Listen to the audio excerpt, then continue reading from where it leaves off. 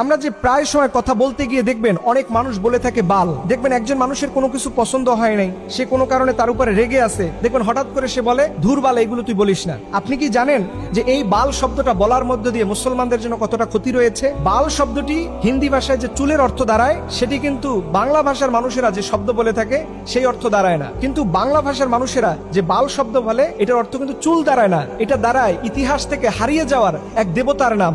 যেই দেবতার সম্পর্কে আল্লাহ পাক আমাদেরকে সতর্ক করে বলেছেন 37 নম্বর সূরার 125 নম্বর আয়াতে যে তোমরা বাল দেবতার অনুসরণ করো না। আল্লাহ পাক বলছেন আতাদউনা বালাউ ওয়া তাযারুনা আহসানাল খালিকিন। আল্লাহ বলছে তোমরা কি বালকে ডাকবা এবং সর্বশ্রেষ্ঠ স্রষ্টাকে তোমরা কি ভুলে যাবা, পরিত্যাগ করবা? এই বাল শব্দটা আল্লাহ পাক কোরআনের মধ্যে বলেছেন। এই বাল শব্দটা সেমিটিক শব্দ, যার অর্থ দাঁড়ায় দেবতা বা স্রষ্টা, বা আমরা যে আল্লাহ বলে সম্বোধন করি ঠিক একই রকম অর্থ দাঁড়ায়। এটা আসলো কোথা থেকে?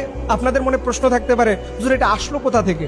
এটা আসছে মুসা আলাইহিস সালাম যখন আল্লাহর নির্দেশে 40 দিনের একটা ধ্যান করার জন্য তুর পাহাড়ে গেলেন, তখন ওনার যে অনুসারীরা ছিল তাদেরকে বলছে তোমরা যতটুকু আল্লাহর পক্ষ থেকে নিয়ম পেয়েছো এটাই মানবা। কিন্তু তার মধ্যে একজন ছিল সামিরি নামের।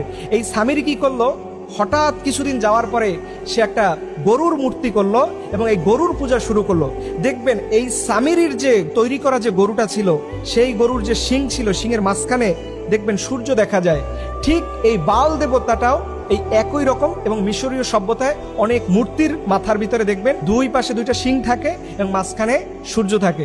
দেখেন এই শব্দগুলো, এটা হয়তো অনেকের কাছে বলবেন যে হুজুর এটা কি বলতেছেন, এটা কি কোনো সাবজেক্ট হলো, এগুলো কি আলোচনা কোনো বিষয় হলো? দেখেন এই সামিরির মাধ্যমে সেই সময়ের মুসা আলাইহিস সালামের মানুষেরা তারা সবাই আল্লাহর পানিশমেন্ট পাবেন। আল্লাহর সামনে সবাইকে অপরাধী হতে হবে শুধুমাত্র ওই গরুর পূজা করার কারণে, শিরিক করার কারণে, শুধুমাত্র এই বাল দেবতাকে অনুসরণ করার কারণে। অথচ আমরা খুব সহজেই এইগুলো বলতেছি, আমরা জানিও না কোন শব্দটা বললে ইসলামের দৃষ্টিকোণে রাইট আছে, কোন শব্দটা বললে ইসলামের দৃষ্টিকোণে রং আছে, এটা আমরা অনেকেই জানি না। কিন্তু আফসোসের বিষয় প্রিয় ভাইয়েরা, আমরা আমাদের লাইফে, আমাদের জীবনে যতদিন পর্যন্ত থাকি না কেন, সবার আগে ভাগে আমাদের ইসলামকে অনুসরণ করতে হবে।